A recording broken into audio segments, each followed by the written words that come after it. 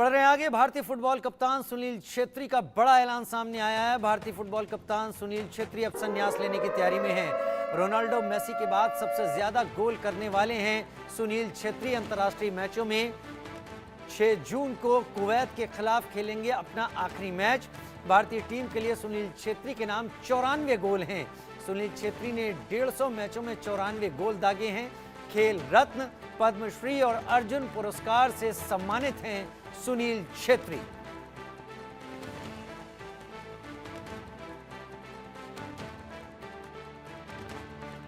सुनील छेत्री भारतीय कप्तान रोनाल्डो और मेसी के बाद विश्व में तीसरे फुटबॉल खिलाड़ी हैं जिन्होंने सबसे ज्यादा नंबर पर गोल किए हुए हैं। अंतर्राष्ट्रीय मैचों की हम बात कर रहे हैं, 94 गोल कर चुके हैं अब तक 150 मैचों में। खेल रत्न से भी सम्मानित हुए हैं, राजीव गांधी खेल रत्न पुरस्कार, पद्मश्री से भी सम्मानित हैं सुनील छेत्री। और अब वो तैयारी कर रहे हैं संन्यास लेने की। अब उनके गोल, उनकी किक्स मैदान में देखने को आगे नहीं मिलेंगी। 6 जून को आखिरी मैच कुवैत के खिलाफ खेलने की तैयारी कर रहे हैं।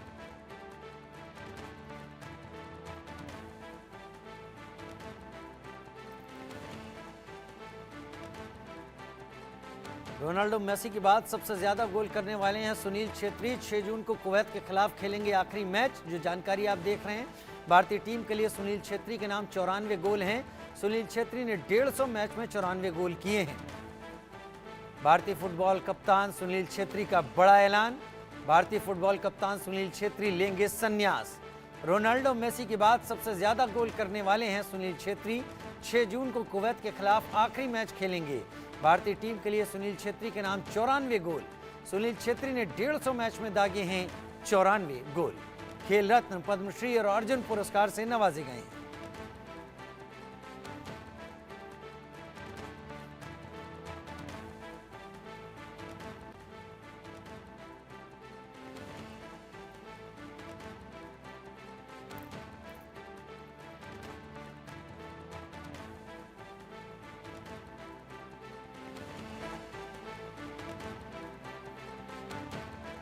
राजीव गांधी खेल रत्न पुरस्कार, पद्मश्री पुरस्कार और अर्जुन पुरस्कार, खेल के क्षेत्र में बड़े इनामों से सम्मानित किए गए सुनील छेत्री।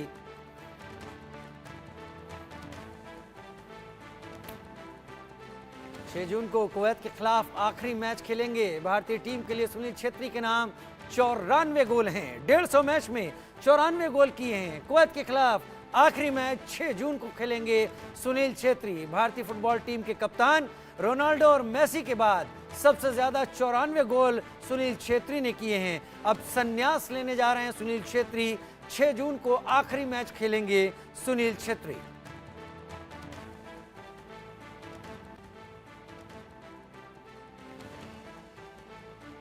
मनोज जोशी हमारे साथ इस वक्त लाइव जुड़ गए हैं, हमारे स्पोर्ट्स एडिटर। मनोज जी, सुनील छेत्री के बारे में जितना कहा जाए उतना कम। एक ऐसा देश जो कि फुटबॉल के वर्ल्ड कप में क्वालिफाई करने को तरसता रहा, भारत, वहां से विश्व का तीसरे नंबर का सबसे ज्यादा गोल करने वाला ये खिलाड़ी मौजूद है। और अब जब ये अपने बूट्स अलग रखने जा रहा है तो क्या कहेंगे आप इस पर? देखिए, मैं तो कहूंगा एक छोटे कद का बहुत बड़ा खिलाड़ी है ये, और 39 साल की उम्र में भी इसने हिम्मत नहीं हारी। और जिस तरह से ताबड़तोड़ कोई भी दुनिया भर की लीग हो वहां पर ये खेलते रहे। पुर्तगाल में जाकर इन्होंने सेकंड डिवीजन की लीग खेली, और आईएसएल में जिस तरह से इन्होंने बेंगलुरु एफसी के लिए एक अलग वजूद इन्होंने बनाया। नेहरू कप में 3 बार ये भारत को टीम जिताने वाली टीम के सदस्य रहे। इनका बहुत बड़ा योगदान था उसमें। और अगर मुझे ध्यान आता है सेफ चैंपियनशिप, वहां पर भी इन्होंने सबसे अधिक गोल किए। तो ये एक अच्छे तालमेल वाला खिलाड़ी है, और बहुत ज्यादा जिसे कहते हैं लेफ्ट फुटर पर बहुत ज्यादा जोर देता है, और तालमेल बहुत अच्छा रहता है। इसका सबसे बड़ी खूबी ये है। और सेंटर फॉरवर्ड की पोजीशन पर, और कभी आप इनको देखेंगे, कभी आप इनको पीछे की पोजीशन पर देखेंगे। और एक ऐसा खिलाड़ी जिसने देश भर में किसी भी बड़ी क्लब से, चाहे वो किसी भी राज्य की हो, चाहे आप डेम्पो क्लब देखें, आप डेम्पो क्लब से जुड़े थे जो कि गोवा की लीग थी, मोहन बगान क्लब से जुड़े रहे जो कि कोलकाता की, बंगाल की एक बहुत बड़ी क्लब है, वहां से ये खेले। उसके अलावा ये पंजाब की जेसीटी से खेले, तो ये दुनिया देश भर में तो इन्होंने अपना वजूद बनाया ही। अंतर्राष्ट्रीय स्तर पर भी अगर आप देखें तो रोनाल्डो और मेसी के बाद सबसे बड़ा ये कहिए कि सबसे ज्यादा गोल करने का श्रेय इन्हें जाता है। और अगर ये भारत की जगह पे कहीं लैटिन अमेरिका में या यूरोप में कहीं पैदा हुए होते, कहीं फुटबॉल स्पोर्टिंग नेचर देश में कहीं पैदा हुए होते, तो मैं समझता हूँ सुनील छेत्री उस तरह के खिलाड़ी ना होते कि जो बिल्कुल हाशिए पर धकेल दिए गए। उनको जितना कैलिबर है उनके अंदर, उनको वो इनाम नहीं मिला, वो रुतबा नहीं मिला इन्हें जिसके कि ये हकदार। आपका कहना थोड़ा दुखद है, लेकिन क्या करें, सच यही है। फिर भी भारत ने उसे 3 बड़े सम्मानों से नवाजा है, सम्मान उनका पूरा किया है। भारत को और प्रतिभाओं की शायद ऐसे और जरूरत रहेगी। मनोज जी, बहुत शुक्रिया हमारे साथ जुड़ने के लिए आप।